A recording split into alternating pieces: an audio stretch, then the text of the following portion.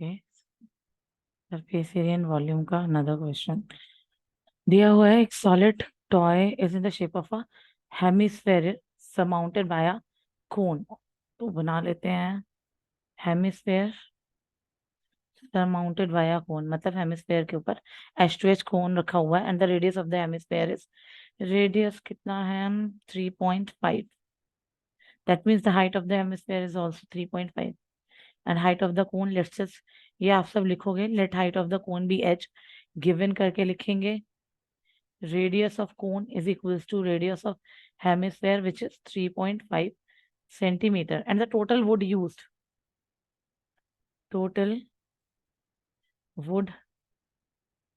is equals to 166 whole 5/6 centimetre cube. अब यहाँ पर बच्चे सिर्फ ये कंफ्यूज हो जाते हैं, जैसे वो देखते हैं टोटल वुड यूज, तो सबसे पहली चीज आती है दिमाग में टोटल सरफेस एरिया, मगर आप यहाँ से अंदाजा लगा सकते हो its volume, that means total volume. अब ये टोटल वुड यूज किसके बराबर होगी, दैट मीन्स टोटल वॉल्यूम के बराबर होगी। टोटल वुड, और टोटल वॉल्यूम किसका, volume of hemisphere plus volume of cone. अब वॉल्यूम ऑफ हेमिस्फेयर कितना है 2/3 pi r cube, plus volume of cone कितना होता है 1/3 पाई are square H.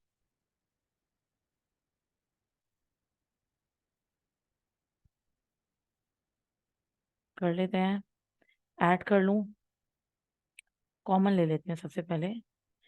This implies I can write, यहाँ भी एलसीएम ले लेते हैं, 166 into 6 plus 5/6 is equals to 1/3 common ले लेती हूँ, पाई कॉमन ले लेती हूँ, और आर स्क्वायर कॉमन ले लेती हूँ। यहाँ पे मेरे पास बचा 2, और आर क्यूब में से एक आर, 2r, और यहाँ सिर्फ h, 2r प्लस h। अब इसको 166 into 6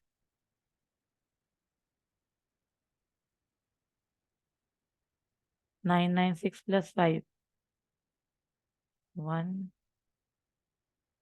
1001, so we got 1001/6 is equals to 1/3। अब वैल्यू सब्सटीट्यूट कर लेते हैं, पाई इज नथिंग बट, क्योंकि दी हुई नहीं है वैल्यू, तो 22/7, और R square is 3.5, R is 3.5, 3.5 और 2 इंटू 3.5 प्लस एच। अब जो कट रहा है काट देते हैं, पॉइंट हटाया 0, पॉइंट हटाया 0, दूसरे कलर से कट कर लेते हैं। 7 5 इज 35, 5 1 इज 5, 5 2 इज 10, 2 1 इज 2, और ये 11, 5 2 इज 10, 5 7 इज 35। तो यहाँ बचा मेरे पास 1001/6 इक्वल्स टू 1/3 इंटू, यहाँ सिर्फ 11 बचा, ये सब कट गया, और यहाँ 7/2 बचा, into 7/2 into 2 times of 3.5, that would B 7 plus H. अब यहाँ पे दोनों डिनोमिनेटर में 3 इंटू 2 6 हो जाएगा, तो मैं डायरेक्टली डिनोमिनेटर कट कर दिया हूँ, आप दूसरे स्टेप में कर सकते हो। 1001 equals to 77 into 7 plus H. तो मैं 77 को डिवाइड में पहुंचा देती हूँ, 1001/77 इक्वल्स टू 7 प्लस एच। तो 11 7 is 77, 11 9 is 99, 100, and 1 11 1 is, I got 91/7 equals to 7 plus h. 7 1 is 7, 7 1 is 7, 7 3 is 21. यहाँ से we got, बॉटम पे लिख लेते हैं, जगह कम पड़ गई, 13 minus 7 is h. So h is nothing but 6. All the units were centimeter. So ये जो 6 है, this is the height of the cone, और पूछी किस चीज की हाइट है, find the height of the toy.